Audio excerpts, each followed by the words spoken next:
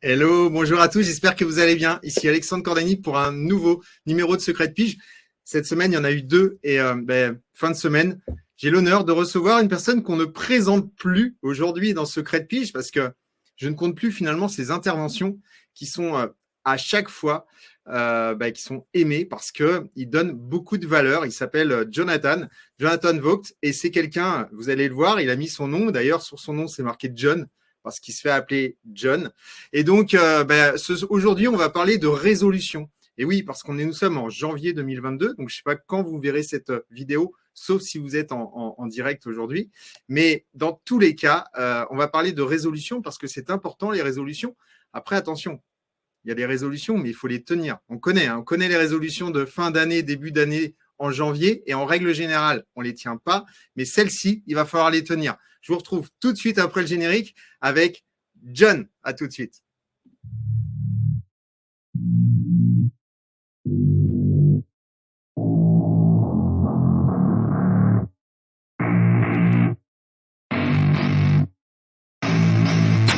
I don't get what I want, I get what I need. Every single day I'm heading off to my dream, and I get everything that I damn well please. I don't give a damn if you all listen to me, cause I run it. I'm the only one that really want it, I'm the only one that's really on it. I'm just being honest, I'm just doing everything I promise, cause I want it bad enough that I'ma make it as an artist. And I know I'm not the smartest, and I know I'm not the largest, but I promise you that I'ma be the one that worked the hardest, cause I promise you that I'm just getting started. And I promise you... Hey! Hello! Comment vas-tu? Ça va et toi? Oh, j'ai un épi aujourd'hui. Ouais, t'es même un peu pixelisé là. Il va falloir améliorer un petit peu, pédale un peu plus vite. Je sais pas comment faire. Bon, pédale plus vite. Qu'est-ce que je dois faire en fait? J'ai pas compris en fait. Pédaler plus vite pour avoir plus de connexion, je sais pas.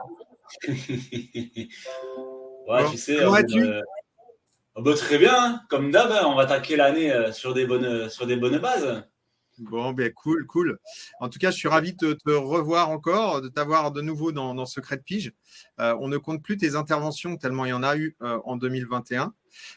Et donc, du coup, merci d'être toujours présent. Merci de répondre présent à mes demandes et aussi de vouloir participer à cette belle émission. Parce qu'à chaque fois, on me dit c'était super. Franchement, il a donné beaucoup de valeur. Donc, merci beaucoup. Mais avec plaisir, hein. Avec plaisir. C'est toujours un plaisir de participer à ton émission, ô combien bienveillante et ô combien les gens ont besoin de bienveillance ces temps-ci.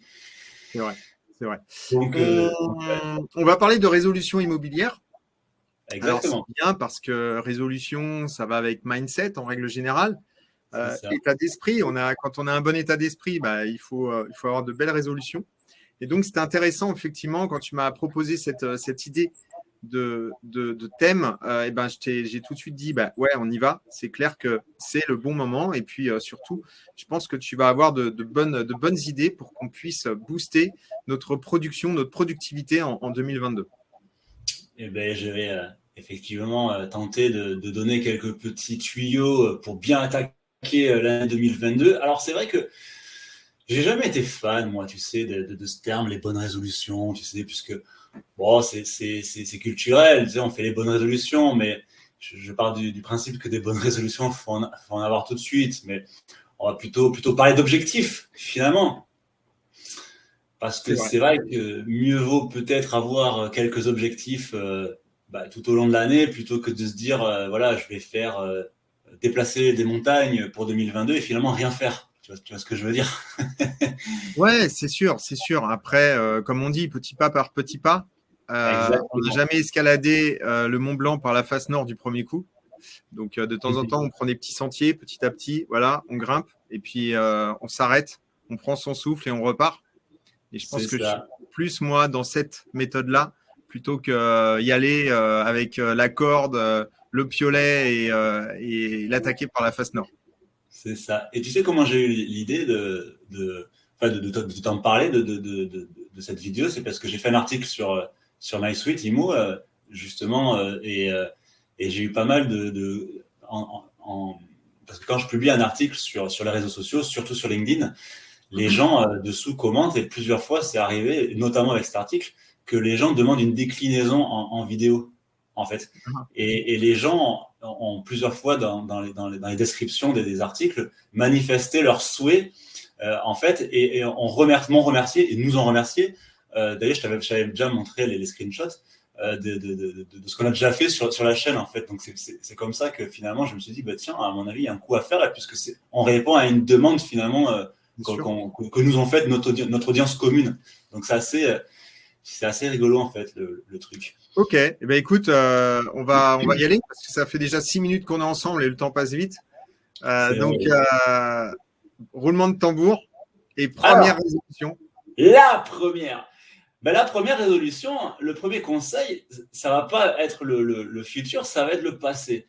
Ça va être, même si je conseille de le faire tous les mois, voilà, en fonction des objectifs qu'on se donne, ça va être de faire un petit feedback de ce qui s'est passé l'année dernière. Parce que les années se suivent, mais ne se ressemblent pas. Et ce qu'on a fait une année, ça va pas forcément être la même chose l'année qui suit. Mais tout de même, le fait de faire un feedback, de savoir évidemment notre CA, combien de notre taux de transformation, par exemple, de mandats en chiffre d'affaires, le fait d'avoir des statistiques précises et de les étudier, quelles sont les actions de prospection que j'ai faites, qu'est-ce qui a marché, qu'est-ce qui n'a pas marché, comment mon audience, ou comment plutôt mes prospects m'ont contacté, de tout mettre sur un tableur et de calculer, d'avoir de vrais ratios de calcul de performance, c'est aujourd'hui, et je sais que peu de gens le font, mais c'est indispensable. Aujourd'hui, la data, le fruit du travail, surtout avec la concurrence qu'il y a besoin d'être marqué sur un tableau Excel, par exemple, avec nombre de mandats rentrés, nombre de contacts, etc., etc., etc. Et cette data va nous permettre, en fait, de savoir ce qui marche. Évidemment, quand un vendeur nous appelle, on va tout de suite lui demander comment il nous a sollicité, comment il nous a connus. J'espère que tout le monde le fait. Mais ça ne suffit pas. Ça suffit pas. Il faut avoir aussi de la data sur toute notre activité, que ce soit sur les contacts entrants, mais également sur notre marché, sur ce qui marche, sur la demande, sur le nombre d'acheteurs, sur absolument tout. Et tu connais évidemment la loi de Pareto des 80-20, en fait.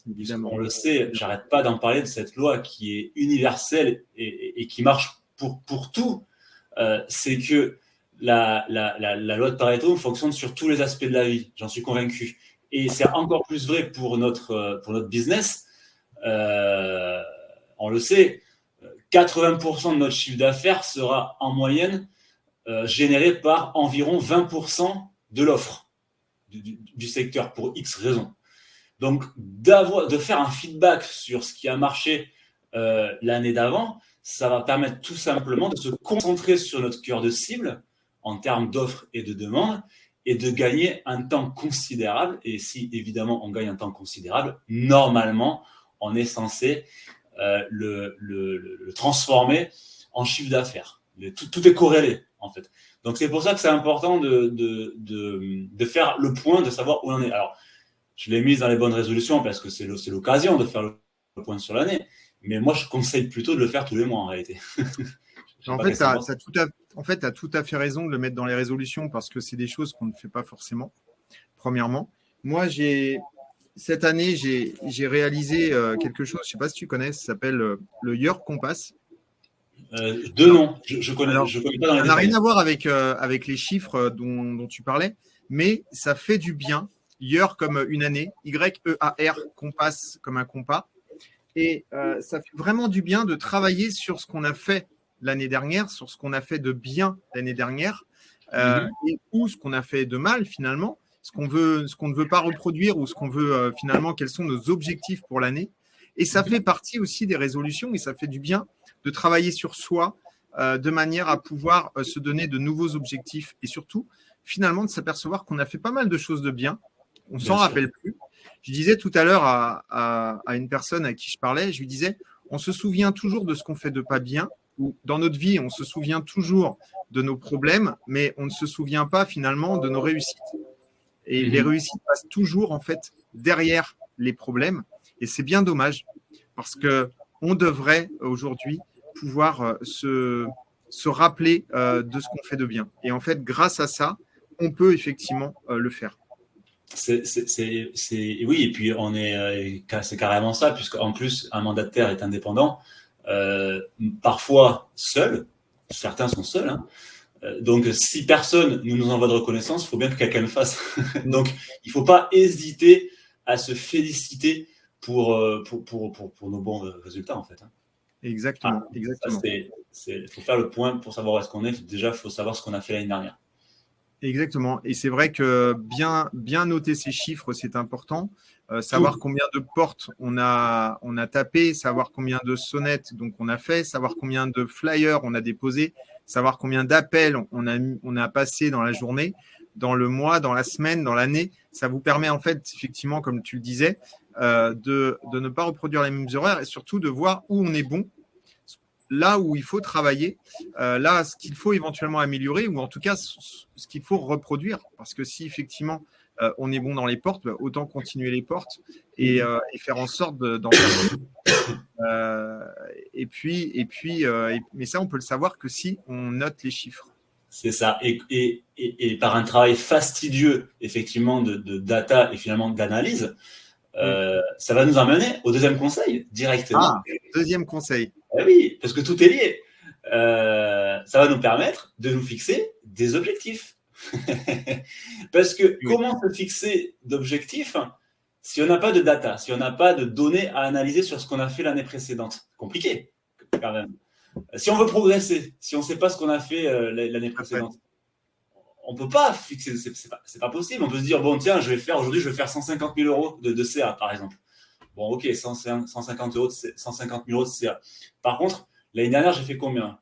Bon, j'ai fait, je ne sais pas moi, 85. Ok, donc il va manquer 65. Bon, si je ne sais pas déjà comment je suis arrivé à ces 85 et surtout ce qui va manquer, ce qui a marché pour arriver à ces 150, je dis des chiffres comme ça qui me passent par la tête, bah, c'est à moins de s'en remettre à la chance, c'est impossible. Stratégiquement, ça ne tient pas la route. Donc, en termes d'objectifs, et des objectifs bien sûr différents, puisqu'il peut y avoir des objectifs vraiment financiers, des objectifs de vie, des objectifs, parce que ça aussi c'est pareil en termes de financier. Voilà, on en revient à la rémunération et puis à la commission, éventuellement. Mais l'argent, c'est quoi? L'argent, c'est une écriture aujourd'hui. C'est une écriture sur un compte en banque, c'est du papier, c'est ce que tu veux. L'argent, c'est surtout un moyen c'est un moyen qui va nous permettre d'arriver à nos objectifs de vie. Parce qu'il y en a qui avec 65 000 de CA, ça leur convient, d'autres, il leur faut 150. Mais ce qui détermine le CA, c'est ce qu'il y a derrière.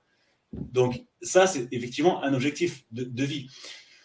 Donc, moi, ce que je conseille de faire, un petit exercice de début d'année, ça va être de faire un tableau, en fait, avec 3 colonnes. Objectif à court terme, objectif à moyen terme et objectif à long terme. Et sur l'échelle, on n'est pas obligé de rester sur 1 an. On peut d'ailleurs, je ne conseille pas de se cloisonner à 1 an. Là, on parle de la bonne résolution de l'année, mais en réalité, ce cheminement, il faut l'avoir tout le temps. C'est effectivement sur des objectifs à court terme, ça va être des objectifs peut-être journaliers, des objectifs à la semaine, des objectifs au mois éventuellement. Ça peut être, tiens, aujourd'hui, je sors en prospection, la bonne résolution en prospection, parce que tu as remarqué, aujourd'hui, ça va être que des conseils généralistes et de mindset. On a fait pas mal de coaching où je rentrais vraiment dans la technique, mais aujourd'hui, il ne va pas y avoir beaucoup de technique. Ça va plutôt être les moyens qu'on va se donner pour faire une bonne technique. Ça va plutôt être ça aujourd'hui, en fait. Donc, les objectifs à court terme, c'est ça. C'est, tiens, aujourd'hui, je pars en prospection. Je ne rentre pas chez moi tant que je n'ai pas distribué 50 cartes de visite et distribué 400 flyers. Par exemple, ça peut être un exemple. Cette semaine, l'objectif, c'est 5 mandats. Bon. Qu'est-ce que je vais faire? Qu'est-ce que je vais mettre en place pour rentrer 5 mandats? Alors, je dis 5 comme ça peut être 2, ça peut être 4. Je sais qu'en plus, en ce moment, le marché est tendu. Donc, il faut s'adapter, bien sûr, au marché.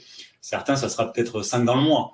Peu importe. Ce qui est important, c'est de faire un tableau et de marquer tout ce qu'on veut faire à court terme, à moyen terme. Ça peut être des objectifs publicitaires, par exemple. Ça peut être des objectifs, tiens, ces 6 prochains mois, je veux qu'on me voit partout. Qu'est-ce que je vais mettre en place pour que dans les 6 mois, on me voit partout?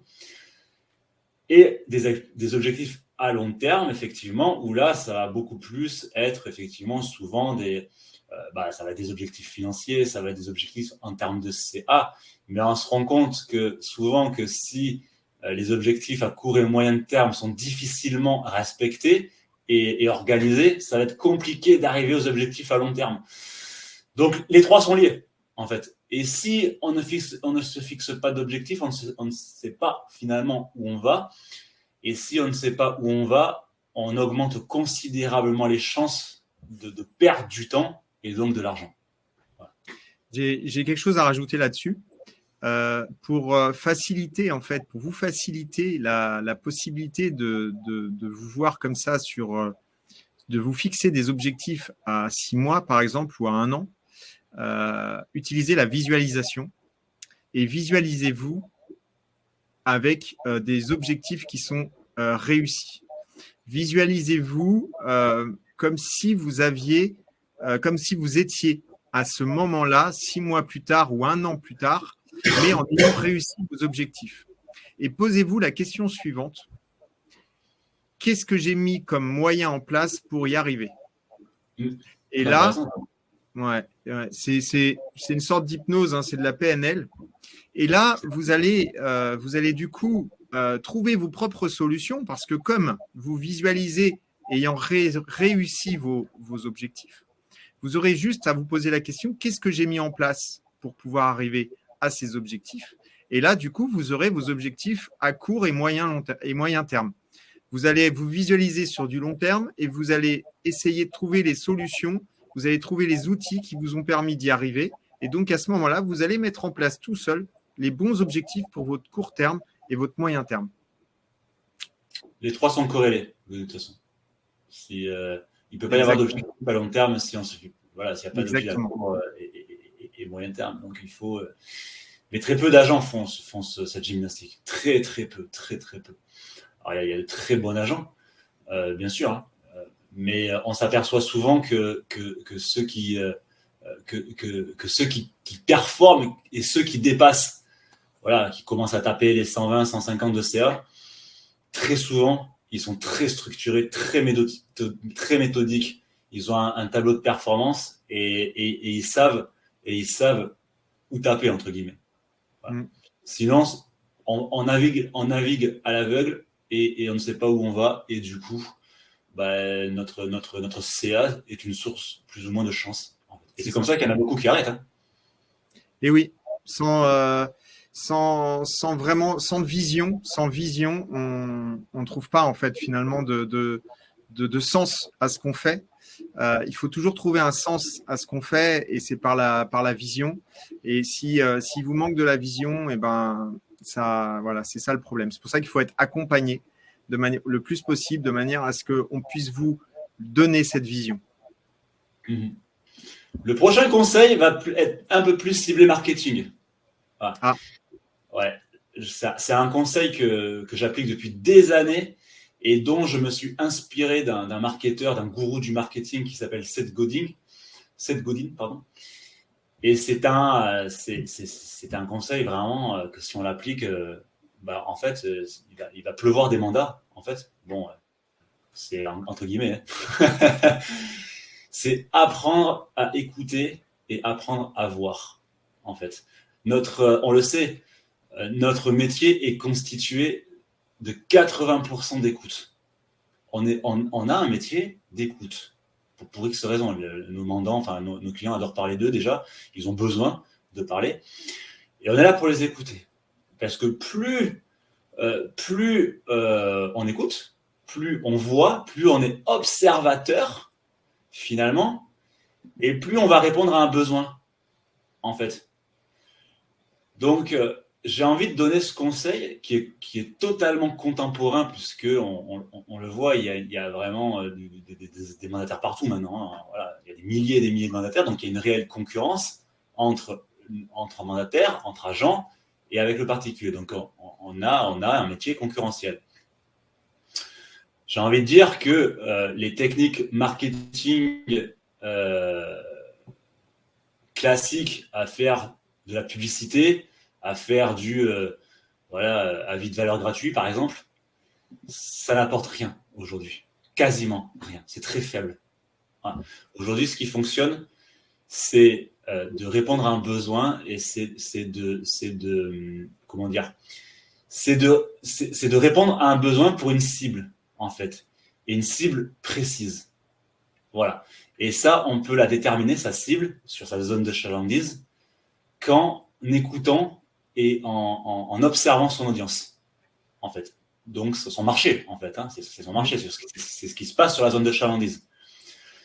Donc, vraiment, avant d'être dans l'action, ça veut, surtout pour les débutants, mais tout le temps, en fait, ça demande un travail monumental de veille concurrentielle, de veille juridique, de veille commerciale et de veille de marché pour comprendre ce qui se passe. Et j'en reviens encore une fois à la loi de Pareto, puisque grâce à ce travail, finalement, grâce à cette étude des besoins de la clientèle, parce que le fait de comprendre le besoin de notre zone de chalandise, ça va permettre d'apporter un besoin adéquat et pas un avis de valeur gratuit générique, par exemple, eh bien, on fera beaucoup plus mouche. On va beaucoup plus retenir l'attention. On va se démarquer par rapport aux techniques marketing totalement désuètes ou qui fonctionnent peu.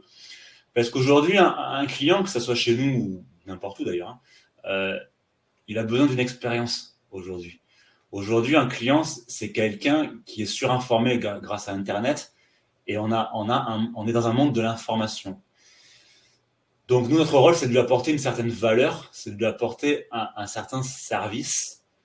Et ça, on pourra le faire que si on connaît par cœur notre marché et qu'on a appris à l'observer et à l'écouter, en fait. Donc, de manière générale… Quel conseil tu peux donner justement pour aller chercher ces informations? Tu vas les chercher où, du coup? Alors, il y a une multitude d'outils qui permettent alors déjà, en termes de prix, de marché, par exemple, parce que j'ai dit que c'est important de savoir ce qui marche sur le secteur. Donc, il y a quelque chose… on en avait parlé dans les erreurs, il me semble, la dernière fois. Parfois, je vois certains portefeuilles qui sont totalement dépareillés, où il va y avoir, par exemple, un fonds de commerce, un terrain, une copro, de tout. C'est la foire, tu vois. Sauf que le problème, c'est qu'en voulant faire plaisir à tout le monde, au bout d'un moment, on fait plaisir à personne, en réalité. Et on n'est pas… Voilà, après, ça revient aussi, on rentre dans la technique, on aura moins de comparables, etc. On sera moins performant, on ne peut pas être partout. Voilà. Donc, des outils pour apprendre à étudier notre audience, notre zone de chalandise, pour faire, en fait, ni plus ni moins qu'une étude de marché, en réalité, au tout début, mais après, tout au long de notre carrière. Il y a une multitude d'outils. Alors, il y a des outils purement prix, on va dire, prix du marché. Donc, ça va être, par exemple, la base des VF, ça va être la base des notaires, ça va être éventuellement des comparateurs, et surtout l'expérience, après, de savoir ce qui marche. C'est le terrain, on ne va pas se mentir, c'est un métier de terrain. Après, il y a également des sites Internet qui permettent de connaître, on va dire, les données démographiques de chaque commune, où vraiment on peut avoir des données extrêmement précises, comme par exemple quel quartier. Il y a un site qui s'appelle Quel quartier. Vous tapez la commune et vous savez tout dessus, absolument tout. Oui, il récupère les données sur le site de l'INSEE, je suppose. Vous pouvez récupérer énormément de données sur le site de l'INSEE aussi. On est encore dans de la data. On est dans un monde, aujourd'hui, on est dans un monde de données et de data. C'est aussi simple que ça. Et tu peux tout avoir. Tu peux avoir le revenu moyen, la catégorie CSP, tu peux tout savoir. Tu peux savoir précisément quelle est ton audience. Voilà. Maintenant, comment finalement, ça ne suffit pas pour vraiment cibler. Donc, il va falloir essayer c'est un véritable travail de détective, en fait. Tu peux bien sûr également te constituer une audience locale sur les réseaux sociaux. Et sur Facebook, évidemment, c'est le plus puissant. Et te mettre tout simplement en position d'observateur. Et en étudiant et en regardant le fil d'actualité, tu vas rapidement savoir à qui tu as affaire. Voilà. Et puis au bout d'un moment, tu pourras interagir, bien sûr, avec cette audience. Donc c'est intéressant aussi pour savoir à qui tu as affaire. Et après, encore une fois… Comment s'appelle cette résolution? Alors ça, c'est une résolution que j'ai simplement notée, apprendre à voir et à écouter. Ok, apprendre à voir et à écouter. Ok. Donc, c'est-à-dire effectivement à écouter ton marché. Exactement, à étudier son marché. Mais tout ça, c'est intéressant, surtout au début, quand on se lance éventuellement. Par contre, une fois que tu es sur le terrain, il n'y a pas de secret. C'est quand tu es sur le terrain, il n'y a pas mieux. C'est quand tu es confronté justement à ta cible, que tu sauras vraiment comment lui parler, et ça va demander aussi un peu plus d'expérience et un peu plus de temps passé sur le terrain. Ça peut être en discutant avec les artisans locaux, c'est vraiment un travail d'écoute et de questionnement. Quand tu es en rendez-vous vendeur, évidemment, normalement, on est censé s'exprimer 20-25% du temps puisqu'on écoute. Donc, à force d'écouter des discours de personnes locaux, ça prendra quelques semaines, quelques mois, voire plus. Bon, quelques mois, normalement, déjà, on a une bonne idée. Hein. Mais en moins d'1 an, si vraiment on se met en position d'écoute, on saura à qui on a affaire sur le terrain. Oui. Il y aura une tendance qui se dégagera, si tu veux. En fait, c'est toujours une histoire de chiffres. Donc, tout à l'heure, tu disais qu'il fallait noter ces chiffres. Mais en fait, à partir du moment où, effectivement, on commence à noter ces chiffres, il faut aussi comprendre à qui on a affaire et quel est son marché. Et donc, c'est là où tu dis qu'effectivement, il faut connaître la base des BF. C'est sûr que tout à l'heure, j'étais en porte-à-porte, j'étais en train de coacher un nouveau. Et en fait, je lui dis, tu vois, par exemple, là, tu démarres dans un nouveau secteur. Connecte-toi à DVF déjà pour voir les ventes qui ont été faites dans la rue que tu vas démarcher, pour connaître le prix, pour pouvoir t'imprégner déjà du prix au mètre carré. Parce que si une personne te pose la question, comme ça, tu sauras exactement quel est le prix du mètre carré dans le secteur, dans la rue. Tu pourras leur dire, il y a une maison qui s'est vendue il y a 6 mois là, il y a un appartement qui s'est vendu, et ça fait tout de suite beaucoup plus pro. Donc, c'est sûr qu'il faut absolument… aujourd'hui, on a des données qui sont juste énormes qu'on n'avait pas à l'époque. À l'époque, on n'avait absolument rien. Aujourd'hui, on sait ce qui a été vendu il y a 6 mois. On connaît les prix et du coup, ça permet, quand une personne, si on ne connaît pas le secteur, ça permet, quand on est débutant, tout de suite d'être pris pour un vrai professionnel. Et ça, c'est juste magnifique. Donc oui, je suis d'accord avec toi. Faites votre étude de marché. Alors, il y a l'étude de marché, effectivement, quand on se lance, mais après, ça demande toujours le marché peut évoluer. Donc, c'est toujours un travail au quotidien, mais on est obligé de toute façon. Un agent immobilier ou un mandataire, c'est un homme de terrain, c'est un homme de relationnel, et ça demande toujours d'être au fait de ce qui se passe de manière locale, en fait. Carrément. Je voulais dire juste avant. Totalement d'accord avec toi. Ouais. On a déjà fait 3 résolutions.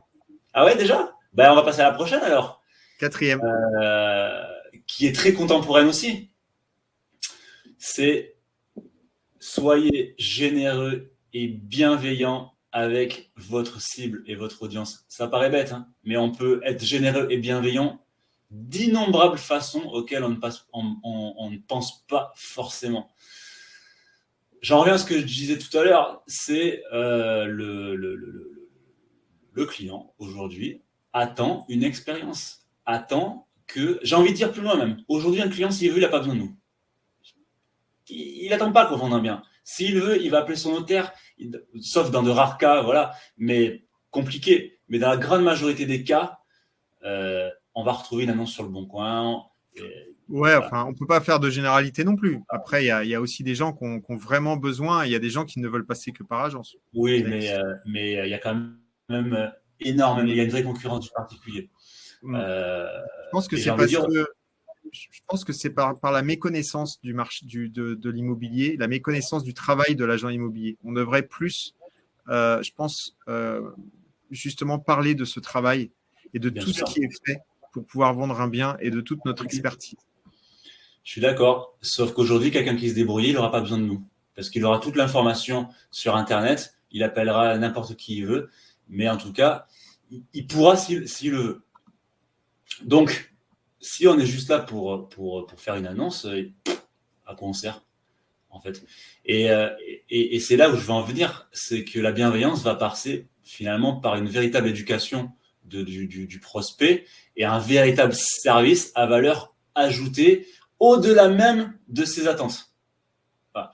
C'est-à-dire que si un prospect nous sollicite ou qu'on sollicite un prospect en pige, par exemple, et qu'on fait un mandat de vente, par exemple, un mandat de vente est un véritable engagement d'action, une véritable proposition de service.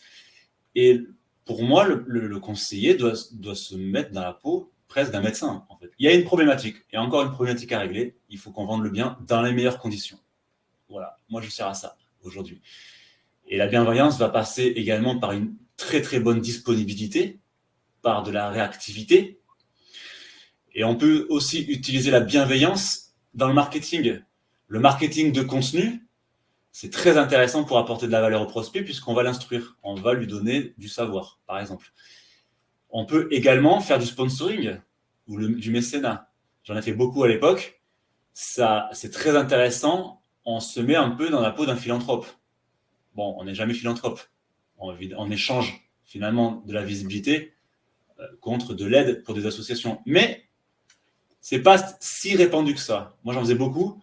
Je sponsorisais des lotos locaux, je sponsorisais des clubs, etc., etc. Il n'y a pas besoin d'aller chercher dans des milliers et des cents. Mais c'est très intéressant. C'est très intéressant puisque on est bienveillant avec les associations locales, par exemple.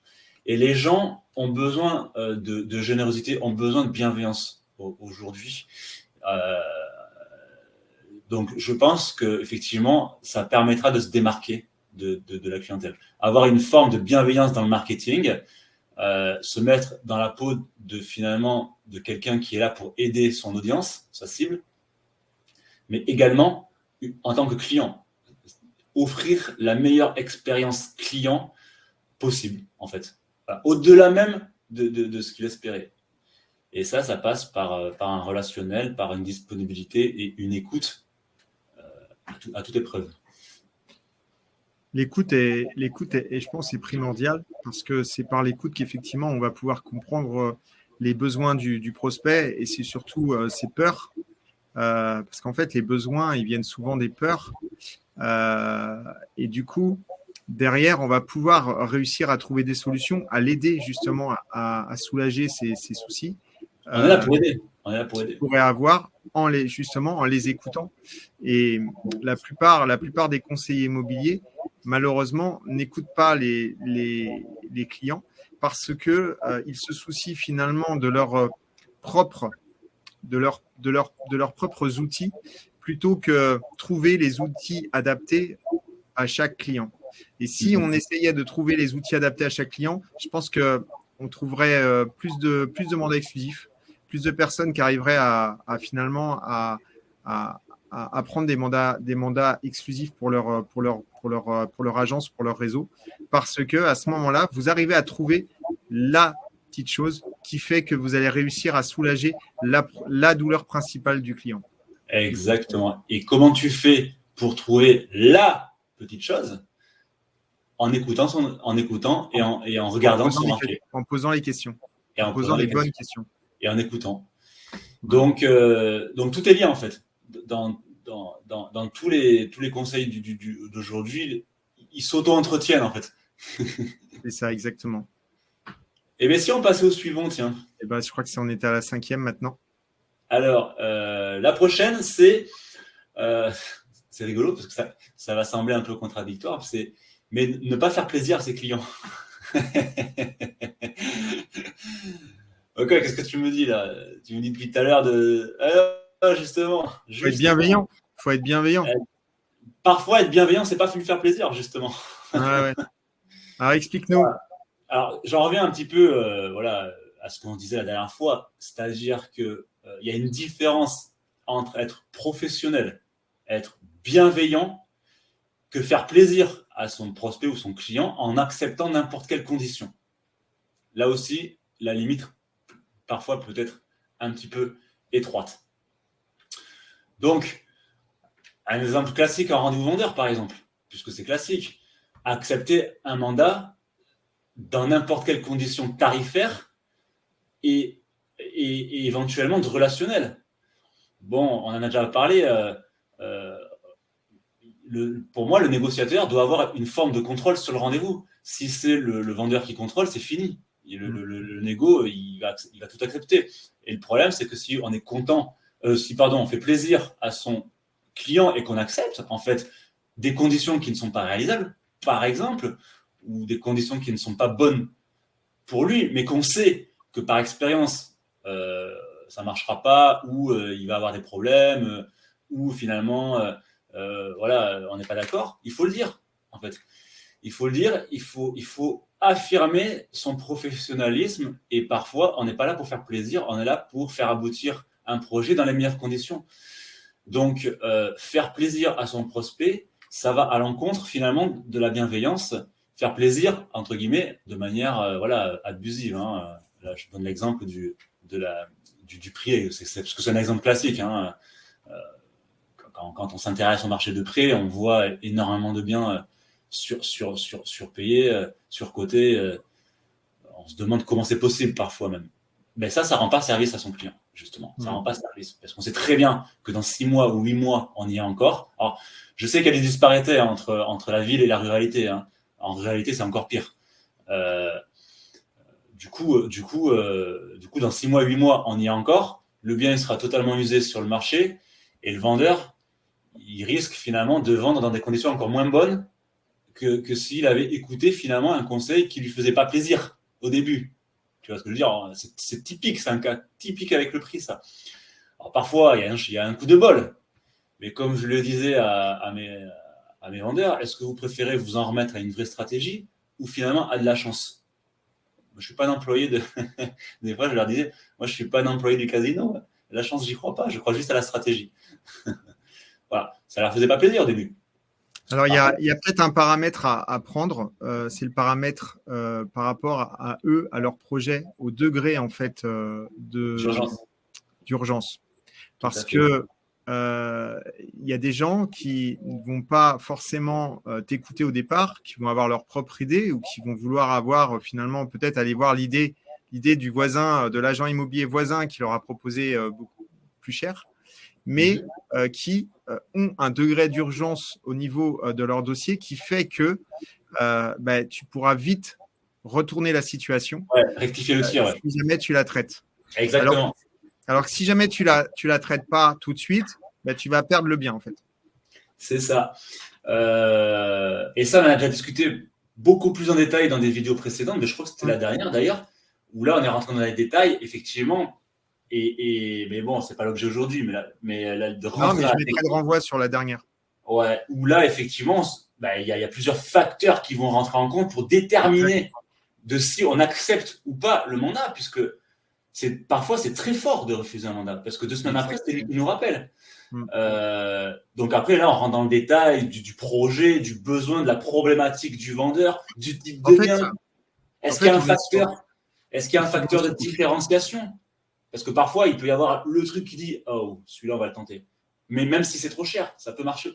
Mais là, il n'y a que l'expérience après du terrain qui pourra le dire finalement. Ouais, et puis comme tu l'as dit, en fait, l'écoute du client, lui poser les bonnes questions. Et moi, il y a un paramètre qui est important, donc c'est le degré d'urgence. Et du coup, c'est la croyance, en fait. C'est-à-dire, est-ce que le client croit en son projet ? C'est-à-dire, parce que moi, j'ai déjà des clients, et toi aussi, tu les as sûrement eus. Écoutez, moi, je suis vendeur. Si on m'en propose tant, s'il n'y a pas de problème, je pars demain.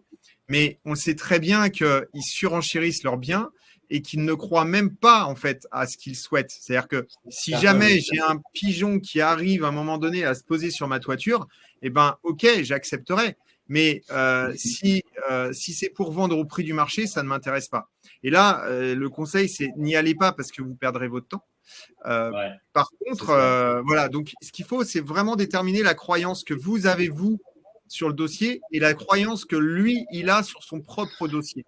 À partir de là, vous pourrez effectivement, en fonction du curseur, dire « Ok, le prix, il est trop cher, mais j'y vais quand même. » Ou le prix, il est trop cher, il n'est pas pressé, il s'en fiche, c'est vraiment un coup de poker, donc j'y vais pas. » C'est exactement ça. Et souvent, c'est ceux qui vont te dire dans la même phrase « Bon, de toute façon, c'est pas grave, si dans 3 ou 1 mois, c'est pas vendu, je mets en location. » C'est ça. Ils vont te dire ça souvent aussi. Alors moi, c'est clair que là, écoutez, allez, bonne journée. Alors là, combien de fois je suis parti ? Et tu t'aperçois que 6 mois après, le bien est toujours en vente dans 8 agences et le bien, il est totalement pas crédible en fait. Voilà.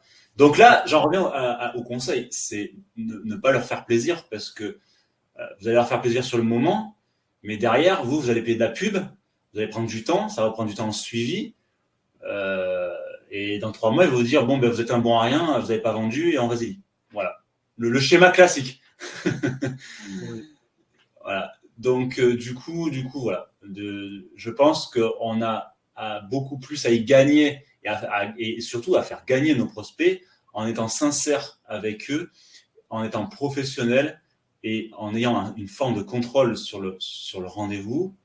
Voilà, l'expérience montre quand même qu'à la fin, on en ressort plus fort. Voilà. Je peux juste rajouter une petite chose parce que dans un des groupes immobiliers sur Facebook, il y a eu justement une question sur le fait d'un conseiller qui disait qu'il avait un de ses concurrents qui lui avait surestimé un bien. Et du coup, il posait la question à savoir quelle réaction il pouvait avoir. Et donc, moi, je lui ai répondu la chose suivante. Si vraiment le bien il est surestimé, ce que vous pouvez faire à votre prospect, à votre futur vendeur, c'est lui dire, écoutez, voilà, monsieur, moi, je vous ai donné toutes les statistiques qu'il faut pour pouvoir, tous les chiffres, pour pouvoir vous prouver que le prix du marché il est tant.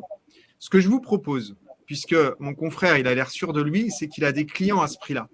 Demandez-lui de vous amener 1 ou 2 clients à ce prix-là et vous verrez s'il vous les ramènera ou pas. Et écoutez bien sa réaction. Et vous verrez que, en fait, il les a pas, ses clients, et que tout ça, c'est juste pour finalement vous attirer et estimer votre prix au plus cher pour pouvoir vous estimer, pour pouvoir vous attirer. Donc, vous pouvez aussi faire ça, un coup de poker, c'est-à-dire demandez-lui, tout simplement, ne signez rien, vous lui demandez de travailler en mandat de recherche sur votre dossier là tout de suite, en off-market, et vous lui demandez de vous ramener 2 clients à ce prix-là. Ah ouais, c'est un levier intéressant pour pousser les confrères dans leur retranchement. Exactement. Ah ouais. Oui, parce que le coup classique de j'ai un prospect, on en a parlé je ne sais pas combien de fois en pige, évidemment, c'est la dernière chose à faire. On est d'accord. Ouais, sixième résolution. Sixième résolution, très intéressante aussi. Véritable fléau dans notre niche en tant que mandataire. Au diable la procrastination. Agir maintenant et tout de suite. On est des chefs d'entreprise. On est des chefs d'entreprise. Enfin, je l'ai été. Je ne le suis plus maintenant. Mais je l'ai été pendant pas loin de 10 ans. Et c'est vrai que on a tous parfois des coups durs, on a tous un coup de fatigue, on a tous, on est tous malades. Voilà. Le problème, c'est qu'en tant que mandataire, sauf si on travaille en synergie avec des confrères, comme moi je l'ai fait pendant des années, on est tout seul. On va pas se mentir. Le portefeuille, on le gère tout seul, les visites et tout. Donc, ça demande une forme d'organisation et ça demande une forme de discipline. Et il y a quelque chose qui tue vraiment le business, c'est vraiment hyper important, c'est toujours de remettre à demain ce qu'on peut faire tout de suite. Parce qu'on est mandataire immobilier, mais on a plusieurs cordes à notre arc, en réalité. Tantôt, on est diagnostiqueur, tantôt, on est notaire, tantôt, on est ci, tantôt, on est un négo, tantôt, on est courtier. Enfin, on est la pierre angulaire, un petit peu, de toutes les autres corps de métier. C'est vrai. Donc, on peut vite se laisser déborder. Et le problème, c'est qu'aujourd'hui, encore une fois, on en revient à l'expérience client. Un client qui attend, c'est quelqu'un qui va aller voir un confrère. Donc, pour pas que ça arrive, il faut trouver une solution pour bannir au maximum la procrastination et essayer de finir la journée en étant à jour. En fait, ça paraît bête comme conseil, mais de faire un pas de retrait, et je vous garantis que, moi le premier, on l'a tous fait, quand on a la tête dans le guidon finalement et qu'on est sur une période où ça bouge, je peux vous garantir que c'est pas si facile que ça, en fait. Parce que le téléphone, on reçoit 15 appels par jour, si c'est pas plus, la même chose en mail, et encore, je suis gentil. Du coup, on se retrouve à la fin de la journée. Et ça amène finalement un conseil, on va dire, parallèle, ça va être de fixer des priorités. En fait. Il y a un livre aussi qui traite de ça, super intéressant, c'est les 7 habitudes de ceux qui entreprennent, attends, ça va revenir. Les 7 habitudes de ceux qui réussissent tout ce qu'ils entreprennent. Voilà, un truc comme ça. Je connais pas. Ah, super bouquin. Et il met un tableau dessus, il classe les priorités par degré d'urgence. Priorité pas urgent, priorité urgent, voilà. Et le fait finalement, pareil un petit peu, avec le tableau des performances. Bon là, il n'y a pas besoin de le mettre sur un Excel, mais d'avoir un petit peu un schéma dans la tête où on se dit, tiens, ça c'est urgent, c'est urgent et prioritaire. Bim, je le fais maintenant. Ça, c'est Eisenhower, je crois. La loi d'Eisenhower.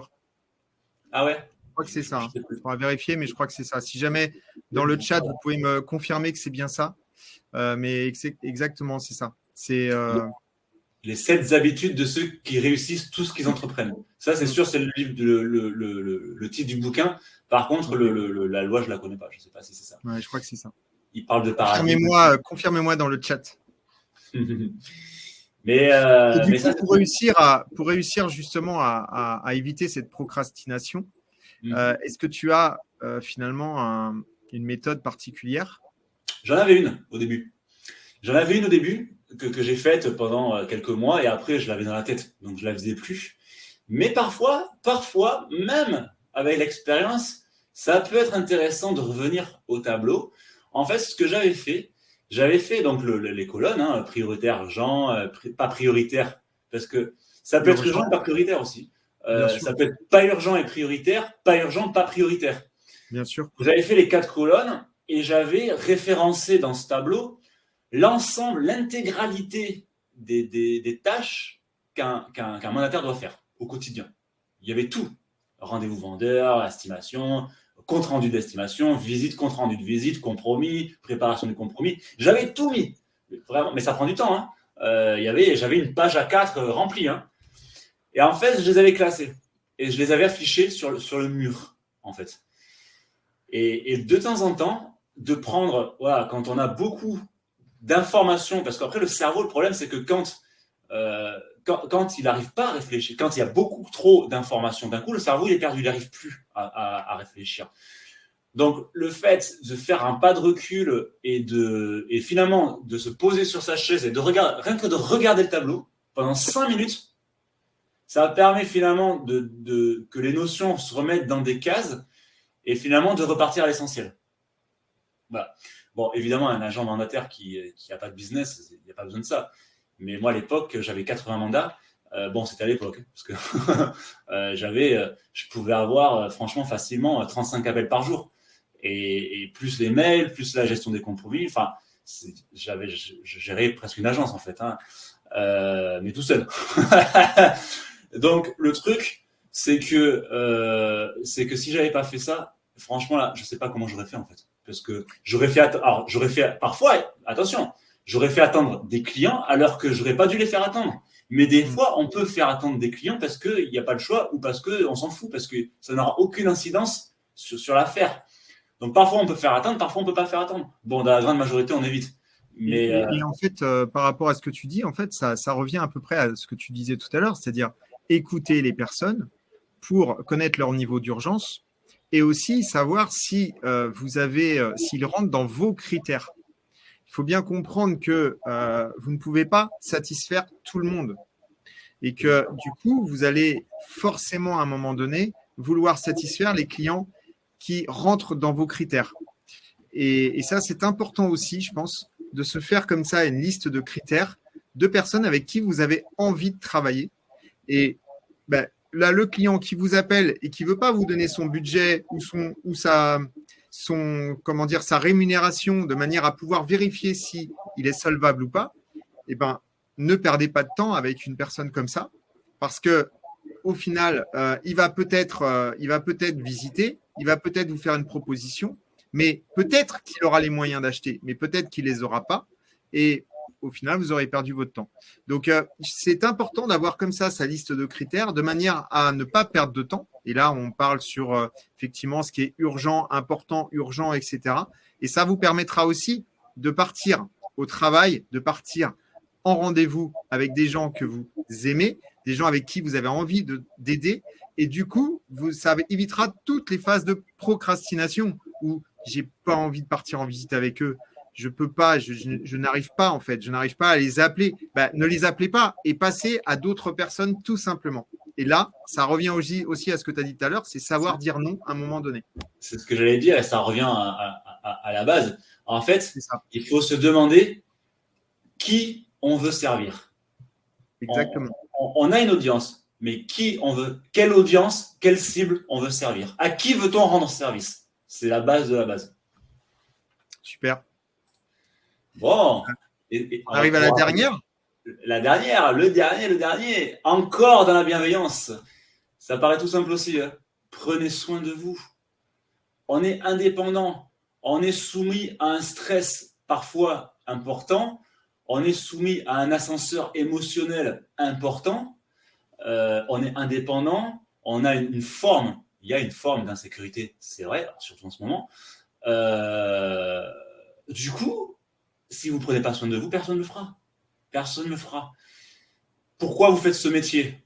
Ça aussi, c'est une question intéressante à se poser. Pour l'argent, d'accord.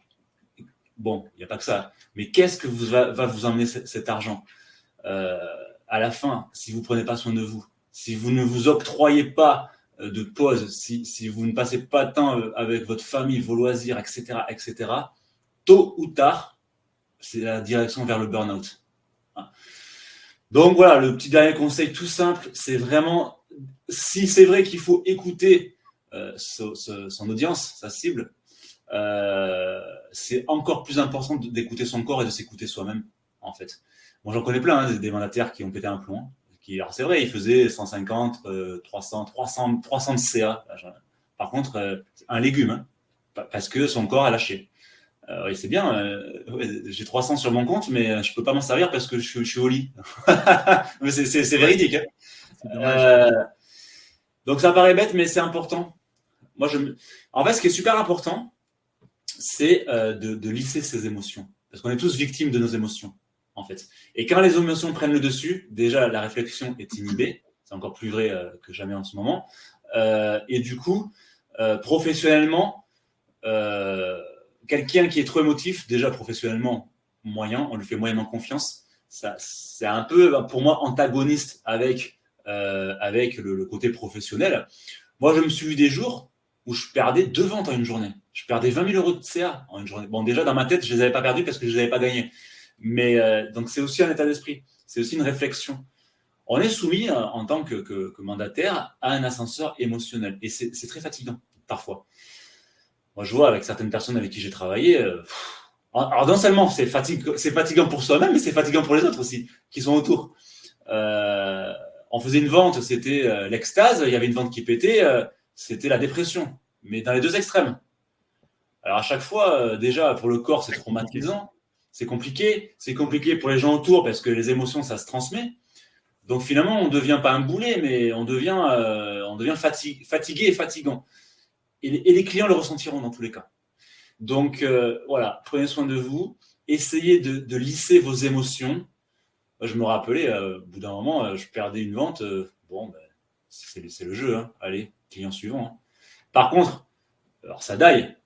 Mais par contre, ça ne va pas m'empêcher de dormir. Quoi. Loin de là. En revanche, effectivement, au début, je comprends que ça soit compliqué. Mais c'est d'autant plus important de s'éduquer à l'entrepreneuriat, puisque c'est la base de l'entrepreneuriat, hein, de ne pas avoir finalement on parle de CA, on ne parle pas de salaire. Donc déjà, c'est la base. Et justement, d'arriver justement à lisser ses émotions, à lisser ses humeurs de façon déjà à rester professionnel et à ne pas dépenser de l'énergie pour rien. Et parfois, même quand on fait tout ce travail, je l'ai ressenti aussi, on a besoin, le corps et le cerveau ont besoin de se mettre en recul. Donc, ça sera le moment de faire une pause et de prendre 2 semaines de vacances, par exemple. Voilà. Le dernier conseil, on finit sur des vacances. Génial. Moi, si j'avais un conseil à vous donner, ça serait de passer à l'action, quoi que vous fassiez. Prenez plaisir. Ah oui, voilà, c'est ça. Prenez plaisir à faire des fautes. Prenez plaisir à vous tromper, prenez plaisir à vous prendre les pieds dans le tapis, comme on dit, parce que c'est à ce moment-là que vous apprendrez. C'est à ce moment-là que vous allez commencer le travail. C'est le moment où vous serez un pied par terre, une jambe, un genou à terre, que c'est là que vous allez commencer le travail de conseiller immobilier. Parce que comme tu l'as dit, en fait, c'est l'ascenseur émotionnel. Et en fait, le travail, le vrai du travail, en fait, il n'est pas là, il est pas là où on pense, il n'est pas là au moment où on réussit, mais il est là au moment où il y a l'échec qui arrive. Parce que c'est à ce moment-là qu'on voit effectivement si la personne elle a une résilience qui est assez forte et qu'elle pourra durer dans ce métier. Comme j'ai l'habitude, comme j'ai l'habitude de dire à mes élèves, notre métier non seulement commence à partir du moment où on nous dit non, sinon c'est trop facile. Et effectivement, seul sur la longue, sur le long terme, hein, je parle de 4 ans, 5 ans, 6 ans, voire plus d'expérience, parce que après, c'est toujours pareil, on en revient au choix de vie, pourquoi on fait ce métier et combien de temps on veut le faire. Mais si on veut en faire une carrière, c'est indispensable. On est soumis à l'ascenseur émotionnel tous les jours. Tous les jours, on négocie. Tous les jours, on bataille, que ça soit avec le SPANC, le diagnostiqueur, qu'il n'a pas donné tel papier, le notaire qui fait une connerie. Enfin, c'est quotidien. Donc, si on ne prend pas de recul, et puis nos bêtises aussi, bien sûr, parce qu'on en fait tous. Donc, si on ne prend pas de recul, finalement, ce n'est qu'une question de temps avant que l'élastique y pète. En fait. Super. On te retrouve où, John? C'est-à-dire si on veut te contacter, s'il y a des personnes qui veulent te contacter. Eh bien, écoute, j'ai le groupe, tu sais, Facebook, les tutos Expertimo, où je donne beaucoup de conseils. Donc, si les gens veulent s'abonner, s'inscrire au groupe et échanger avec moi sur le groupe Facebook, les tutos Expertimo, ça sera avec plaisir. Ok. Et ton vrai nom, parce que tu as marqué John, mais c'est important de le dire. C'est Jonathan Vourt, V-O-O-G-T. V-O-O-G-T. Ok, Voilà. super. Il y a un autre Jonathan qui nous envoie un message et qui nous dit: on peut faire comme Olivier Roussel et s'offrir un cadeau à chaque victoire aussi. C'est vrai.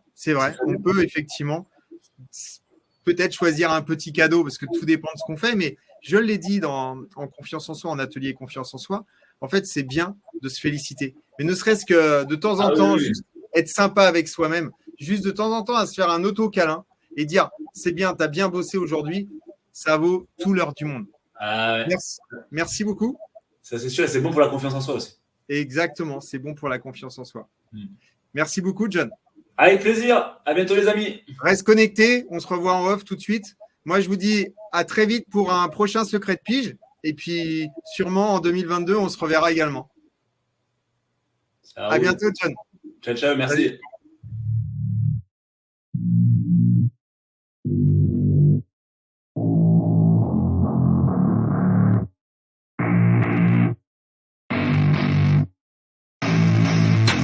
I don't get what I want, I get what I need. Every single day I'm heading off to my dream, and I get everything that I damn well please. I don't give a damn if you all listening to me, cause I run it. I'm the only one that really want it. I'm the only one that's really on it. I'm just being honest. I'm just doing everything I promise, cause I want it bad enough that I'ma make it as an artist. And I know I'm not the smartest, and I know I'm not the largest, but I promise you that I'ma be the one that worked the hardest, cause I promise you that I'm just getting started. And I promise you